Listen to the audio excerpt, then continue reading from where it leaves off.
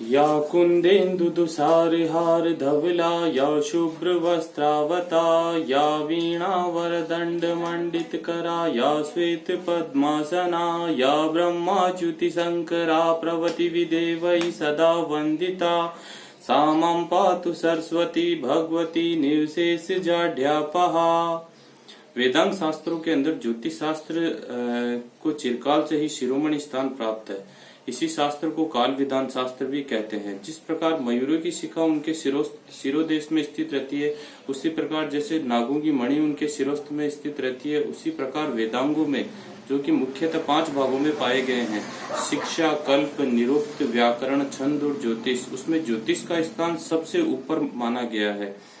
ज्योतिष जो कि भारत का एक महत्वपूर्ण शिक्षा का अंग रहा है, ये एक ऐसा शिक्षा का तंत्र था जिससे मानव के विभिन्न मतलब भविष्य के बारे में जानकारियां मिलती थी। तो ज्योतिष के बारे में अब हम विस्तृत चर्चाएं करेंगे और आगे हमारे विभिन्न सारे पार्ट्स आएंगे, जिसके अंदर हम ज्योतिष के बारे में पूर्वोक्त में अपने लोगों की क्या क्या लोकोक्तियां रही है और उसके बारे में क्या क्या लोगों के विचार रहे हैं, उस पर अपन एक छोटा सा लर्निंग सेशन है जिसको अपन आगे बढ़ाते हुए, ज्योतिष मुख्यतः इसको होरा स्कंद भी कहते हैं। होरा शास्त्र ज्योतिष का एक बहुत अलग नाम भी जाता है, होरा शास्त्र। होरा शास्त्र क्या है? होरा शब्द की उत्पत्ति जो है वो अहोरात्रा शब्द से हुई है। अहोरात्रा शब्द जिसका प्रथम और अंतिम अक्षर को अगर अपन लोप कर दें, प्रथम और अंतिम अक्षर को अगर अपन लोप कर दें तो इसमें होरा का निस्पंदन होता है। एक राशि पे 2 होराएं होती है और संपूर्ण अहोरात्रि में 12 राशियों को स्पर्श करते हुए 12 राशियां जो है वो पूर्व क्षितिज में स्पर्श होती है। एक संपूर्ण अहोरात्रि के अंदर 12 राशियां को स्पर्श करते हुए पूर्व क्षितिज में काम करती है, जिस कारण 12 लग्न एक दिन और एक रात में होते हैं। मतलब 24 घंटे के अंदर 12 लग्न होते हैं और 12 लग्न में एक लग्न में चूंकि 2 राशियां होती है, इसलिए 12 लग्न में 24 राशियां, टोटल 24 होराएं होती है। होरा शास्त्र का दूसरा नाम जातक शास्त्र भी है। यह सभी प्रकार से विदित है कि भारतीय दर्शन जो है पुनर्जन्म में विश्वास रखता है।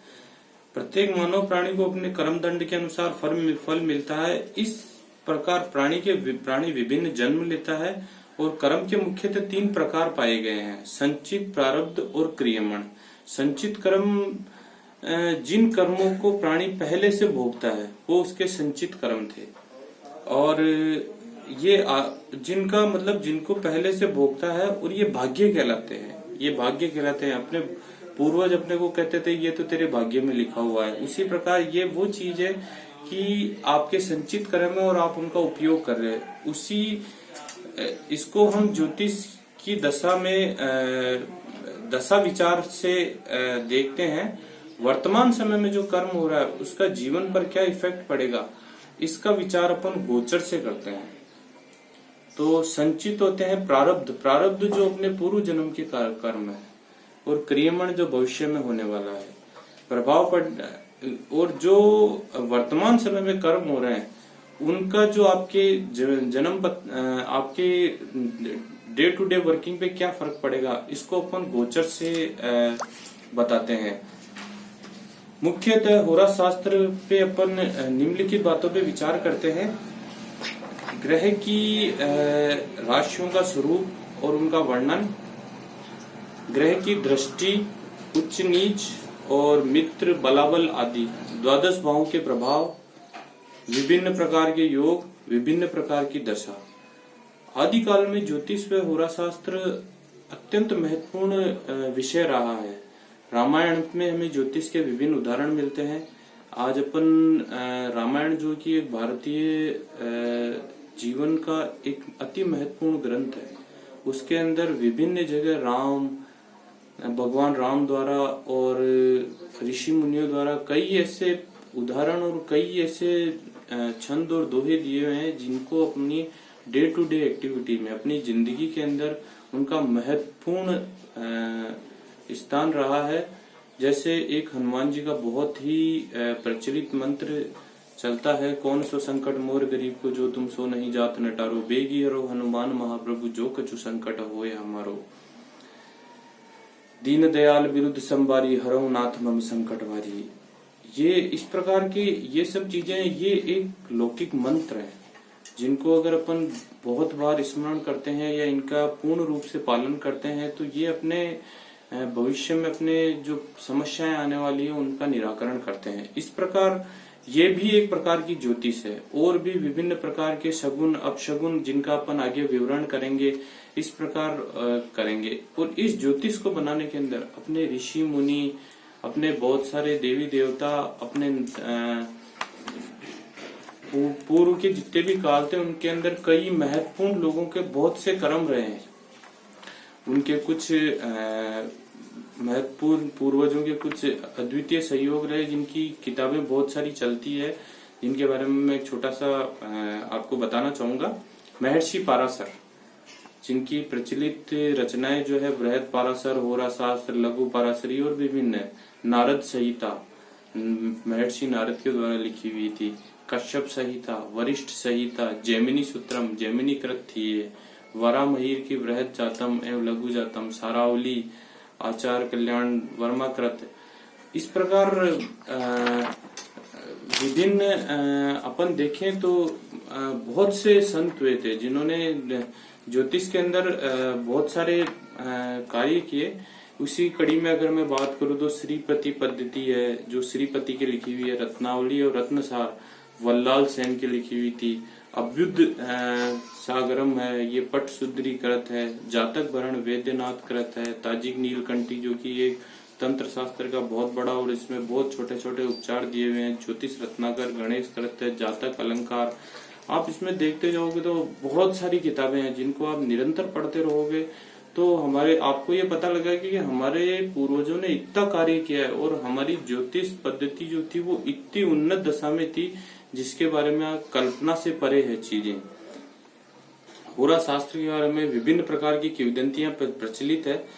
इनमें से जब सभी कुछ पूर्व निश्चित है तो हमें कर्म करने की क्यों आवश्यकता है, ये एक आम आदमी का प्रश्न रहता है कि जब सभी कुछ पूर्व निश्चित है तो हम कर्म क्यों करें। जब सभी कुछ हमारी कुंडली में लिख दिया तो हम कर्म क्यों करें।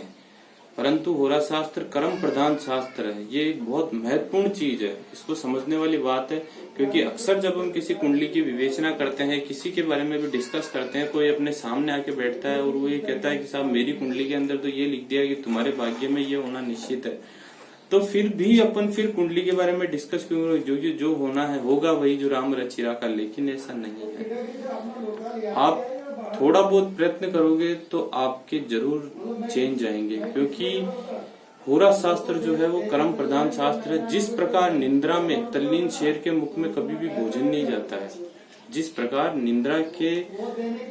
निंद्रा से तल्लीन शेर के मुख में कभी भोजन नहीं जाता है, उसे कर्म करना पड़ता है। उसी प्रकार कुछ भी प्राप्त करने के लिए कर्म प्रधान बहुत जरूरी है। हम जन्म पत्रिका के माध्यम से विभिन्न दशाओं का अध्ययन करके आने वाले रोग, संतान, विद्या, अन्य प्रकार के विषयों पे होने वाले उच्च नीच एवं उनको थोड़ा शिथिल कर सकते हैं।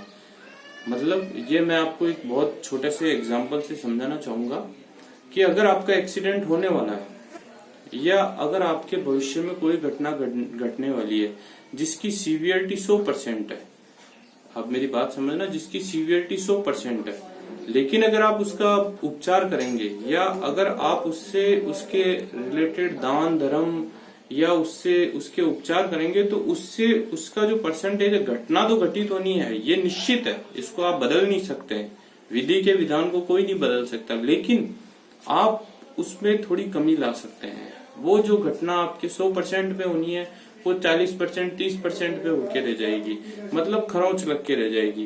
तो चीज तो हुई लेकिन वो थोड़ी कम हो गई, उससे आपका नुकसान कम हुआ।